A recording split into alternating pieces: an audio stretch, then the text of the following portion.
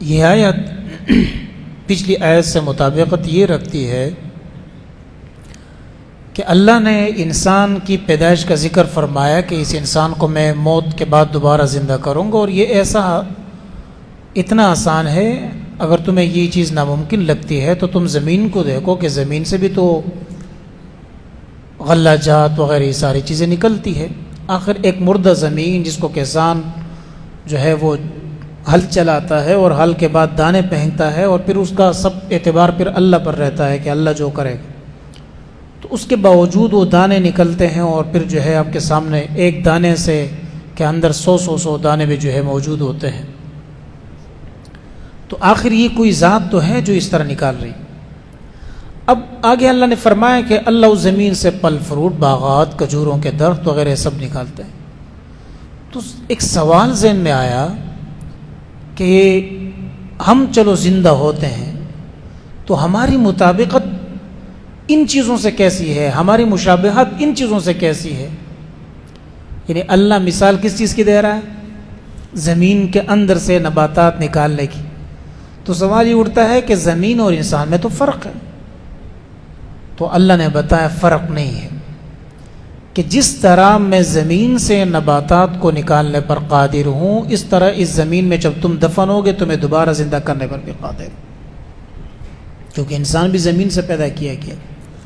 اور دوسرا اشارہ یہ دیا، ذہن میں سوال آیا کہ ہم تو دو جوڑوں سے بنتے ہیں، میاں بیوی کا ملاپ ہوتا ہے، مرد و عورت کے جو ہے ملاپ سے ہی بنتے ہیں، تو کس طرح اللہ اس کے ساتھ مشابہت دے رہا ہے اور مثال دے رہا ہے؟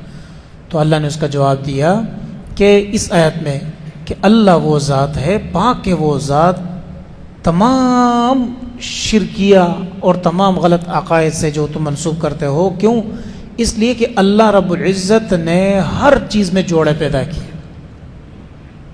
اب آپ اندازہ لگا، والشمس وضحاها والقمر اذا تلاها، سورج چاند، واللیل اذا یغشاها والنہار اذا جلاها، دن اور رات، والسماء وما بناها والارض وما طحاها، یہ اللہ جوڑے جوڑے، ونفس وما سواها فالہمها فجورها وتقواها، یہ سارے جوڑے ہیں۔ یعنی کائنات میں ہر چیز میں اللہ نے جوڑے، یہاں تک کہ آپ اگر جو سائنسدان ہے اور یہ سب جانتے ہیں کہ ایٹم کس طرح بنتا ہے، جس طرح جنیات ہوتے ہیں ایکس وائی اور ایکس ایکس ملتے ہیں، اس طرح انسان میں ذکور اور اناث ملتے ہیں، اس طرح ایٹم بم بھی اسی طرح ملتا ہے۔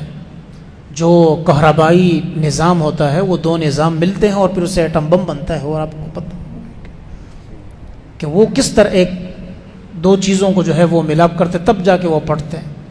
بجلی کس طرح بنتی ہے؟ ٹھنڈا تار، ایک ٹھنڈی تار ہے اور ایک گرم، یہ سارا نظام اللہ فرما رہا ہے کہ وہ چیزیں بھی ہیں جو تمہیں پتہ نہیں ہے، ان لوگوں کو پتہ نہیں ہے۔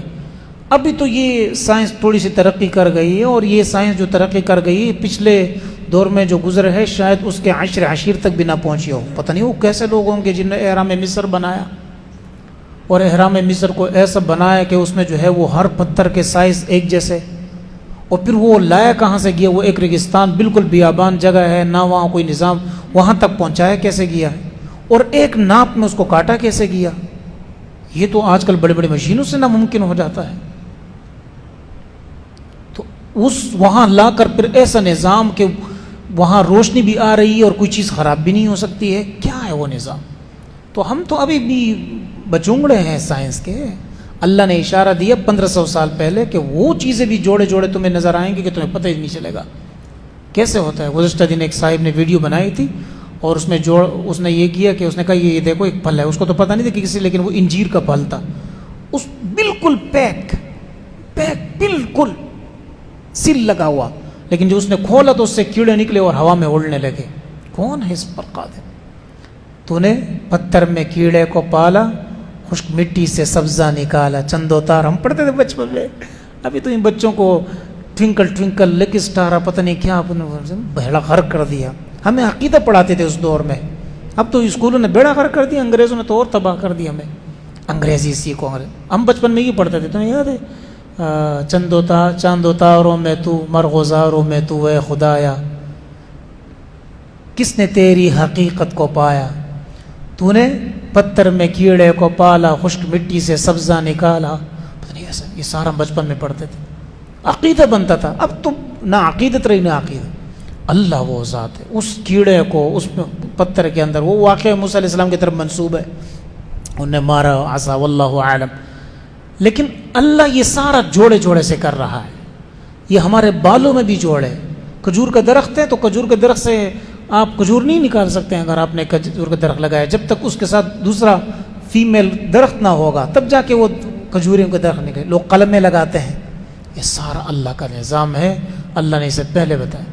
نبی علیہ السلام کے دور میں بھی یہ چیزیں اتنی تھی، لیکن حضور علیہ السلام کے پاس صحابہ اللہ کے رسول ہم یہ قلمیں وغیرہ لگا کر نہ فصلوں کو کرنا چاہتے ہیں تو کیا کریں؟ آپ نے فرمایا نہیں، ایسا مت کرو. یعنی ان کا عقیدہ کہیں ایسا نہ ہو کہ ان سے سب کچھ ہونے کا یقین. جس طرح میں نے کل جملہ کیا بتا مولانا صاحب کا، کہ مولانا صاحب فرماتے ہیں کہ کائنات میں جو تغیرات آتے ہیں اس کی نسبت کائنات کی طرف نہیں، وہ خالق کائنات کی طرف. حضور علیہ السلام نے فرمایا نہیں اس طرح. اگلے سال پھلوں میں چیزوں میں کمی آ گئی تو حضور علیہ السلام نے فرمایا انتم اعلم بامور دنیاکم، تمہاری دنیا کے بارے میں زیادہ جانتے ہو، بس تم دنیا کے معاملے تو پھر خود کر لیا کرو، قلمے ولمے لگا لیا کرو، کوئی مسئلہ نہیں. لیکن ایک چیز بتا دی کہ یہ سب کچھ کرنے والے ذات کون ہے؟ اللہ کی. تو اللہ ہی جوڑے جو ہے نا، وہ آج میں ایک بندے کو دیکھ رہا تھا بڑا عجیب، اس سے کہتا ہے کہ یوں کر کہتے تجھے کوئی بیماری ہے کیا؟ وہ جوان لڑکا ہوتا ہے. دوسرا اس کو کہتے ہیں ہاں بیماری ہے. کہتے کیا؟ کہتے جوڑوں کا مسئلہ ہے، جوڑوں سے مسئلہ ہے. اس نے کہا جوڑوں کا مسئلہ اس جوانی میں جوڑوں کا؟ کہتے اس جوڑوں کا نہیں، یہ جو لڑکے اور لڑکی دو میاں بیوی کو دیکھتا ہوں نا، اس سے مجھے بڑا مسئلہ ہے کہ میری شادی کیوں نہیں ہو رہی ہے، مجھے اس جوڑوں سے مسئلہ ہے، اس جوڑوں کا مسئلہ نہیں ہے. تو یہ مسئلہ سارا جوڑوں کا ہے، سارے جوڑوں کا. اللہ نے نظام بنایا. تو اللہ اس نظام کو فرما رہا ہے کہ یہ تم چیلنج کر رہا ہوں کہ تم اس طرح کر کے دکھاؤ. فرمایا سبحان الذی خلق الازواج کلها. اب یہ ساری مثال اللہ لائے کیوں؟ تو اس کا منطقی انجام یہ ہے. ایک ہوتا ہے فلسفہ، ایک ہوتا ہے سائنس، ایک ہوتی ہے منطق. فلسفہ میں نے بیان کیا اللہ کا، اور سائنس میں نے بیان کیا. منطق کیا ہے اس کی؟ اللہ کہتا ہے کہ اس سے اس کے بیک گراؤنڈ پہ کوئی ہوگا نا جو یہ کرنے والا. ایسے کیسے خود بخود سب کچھ ہو سکتا ہے؟ کوئی تو ہوگا نا کرنے والا. وہی والی بات ہوگی. وہ خان صاحب کی طرف مشہور ہے، جب ہم یہاں ہوتے ہیں تو پٹھان کہیں گے، جب وہاں ہوں گے تو پنجابی کہیں گے. اب وہی والی بات، خان صاحب حضرت مجھے تعویذ دو مولوی صاحب. تو مولوی صاحب نے کہا چلو یہ لے لو تعویذ، بچے نہیں ہو رہے. اگلے سال آیا حضرت تو تعویذ دے دو بچے ہیں. اگلے سال پھر تعویذ دیا. 3 سال مسلسل آیا. تو مولوی صاحب نے کہا یہ کیسے؟ میں تو کیا صورت ہے؟ کسی حکیم کے پاس جاؤ، بیوی کو لے کے جاؤ. کہتے شادی تو ہوئی نہیں ہے. اس نے کہا شادی نہیں ہوئی، تعویذ لے کے جا رہے ہیں بھائی، بچے نہیں ہو رہے. تو اللہ نے تو نظام رکھا ہے جوڑے کا، اور اس کو فرمایا ازواج. ازواج ہم کہتے ہیں زوجہ، زوج بیوی کو کہتے ہیں، شوہر کو کہتے ہیں، اور زوجہ بیوی کو. ازواج جوڑا. اللہ نے جوڑا بڑا عجیب لفظ استعمال کیا. یہ جوڑا ہے. یہ کیا ہے؟ جوڑا ہے. قرآن نے اس کو لباس کہا ہے. ان لباس لکم وانتم لباس لہم. کہ بھائی اگر تم کوئی مرد ہے نا، وہ اپنی بیوی کو بدنام کرنے کی کوشش کرے گا تو اصل میں وہ خود کا جوڑا پھاڑ رہا ہے، خود کو بے عزت کر رہا ہے. اللہ نے ایک دوسرے کا لباس کر رہا ہے. اب اس لباس پہ ذرا نشان آئے گا، دونوں پہ نشان آئے گا. جوڑا کہا اللہ تبارک و تعالی، جوڑا. اب آپ نے دیکھا ہوگا جو جوتے ہو ایک کمپنی کا بنا دوسرے کا، کیا وہ مزہ آئے گا پاؤں میں پہنتے؟ ایک دوسرا چائنیز ایک دوسرا نہیں.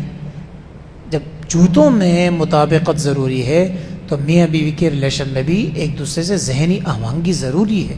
اور یہ ضروری نہیں ہے کہ رسم و رواج سارے ایک جیسے ہو، لیکن ذہنی آہنگی بہت اہم ہے. تو بہرحال اللہ نے فرمایا سبحان الذی خلق الازواج کلها. پاک ہے وہ ذات جس نے پیدا کیا تمام اصناف کو، جوڑوں کو تمام کے تمام. مما تنبت الارض، جو اگاتی ہے زمین، یعنی کہ دانے وغیرہ میں سے. ومن انفسہم، اور ان کے ذاتوں میں سے، یعنی مرد اور عورت کا. ومما لا يعلمون، اور ایسے ایسے عجیب مخلوق. تو حضرت نے کیا لکھا ہے جلالین نے؟ المخلوقات الغریبیہ عجیبیہ.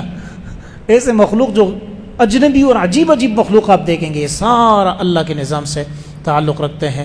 اس لیے اللہ تبارک و تعالی آگے پھر جو ہے مزید اشارے فرمائیں. اللہ تبارک و تعالی ہمیں توحید، حقیقی توحید عطا فرمائے، اور سنت پر بھی عمل کی توفیق عطا فرمائے. واخر الحمدللہ رب العالمین.